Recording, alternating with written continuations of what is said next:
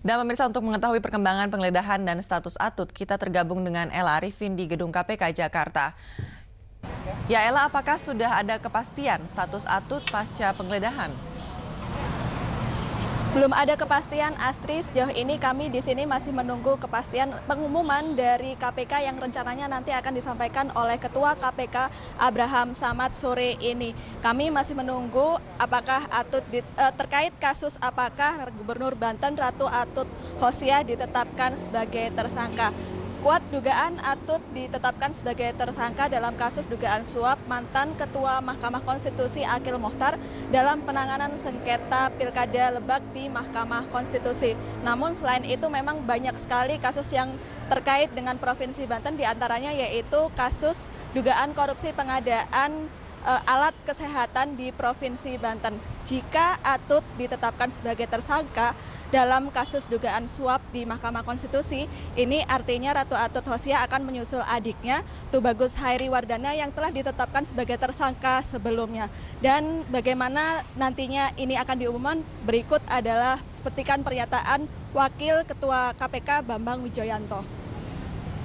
Minggu lalu sudah ada ekspos.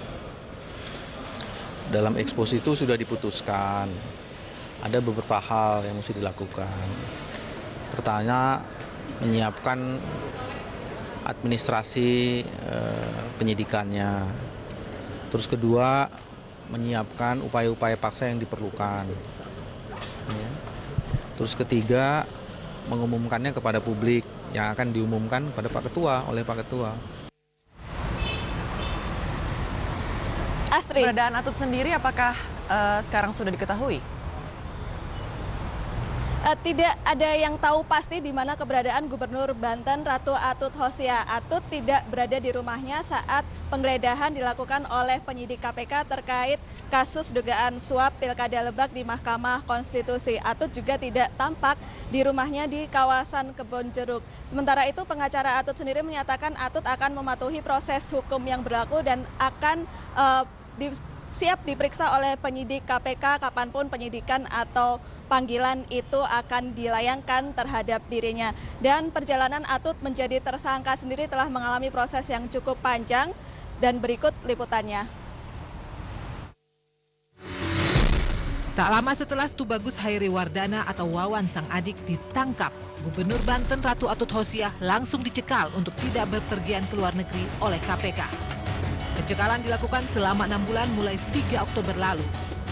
Sejak pencekalan, Atut sempat menghilang selama 3 pekan. Ketidakhadiran Atut di kantornya mulai terjadi sejak ia disebut-sebut terkait kasus suap mantan Ketua MK Akil Mokhtar yang melibatkan adiknya. 11 Oktober lalu, Atut menjalani pemeriksaan perdana sebagai saksi untuk tersangka Susi Tur Andayani terkait dugaan suap sengketa Pilkada Lebak Banten. Ratu Atut diduga hadir dalam pertemuan antara Wawan sang adik dan mantan Ketua MK Akil Mokhtar di Singapura. Penyelidikan KPK atas kasus korupsi yang melibatkan orang nomor 1 di Banten ini terus bergulir. 19 November lalu, Ratu Atut kembali diperiksa KPK sebagai saksi kasus dugaan korupsi pengadaan alat kesehatan Kota Tanggerang Selatan. Dalam proyek senilai 23 miliar rupiah ini, sejumlah perusahaan penggarap proyek milik Tubagus Hairi Wardana diduga menggelembungkan harga. Untuk melengkapi bukti, beberapa kali KPK menggeledah kantor Dinas Kesehatan Tangerang Selatan dan kantor Dinas Kesehatan Provinsi Banten. 10 Desember lalu, Ratu Atut dan Airin Rahmi, wali kota Tangerang Selatan yang juga adik iparnya, diperiksa sebagai saksi kasus suap mantan Ketua MK Akil Mokhtar. Selain dugaan kasus korupsi, kebiasaan Atut yang membeli barang mewah dari luar negeri juga menyita perhatian publik. Gubernur Banten ini pun mengakui hobi belanjanya itu. Sebagai perempuan bekerja, Atut mengaku sesekali perlu belanja barang mewah yang disesuaikan dengan kegiatannya. Tim Liputan RCTI melaporkan. Ya, Astri, kita masih harus menunggu pengumuman resmi dari KPK. Demikian, Astri. Baik, terima kasih Ella Arifin atas laporannya langsung dari KPK.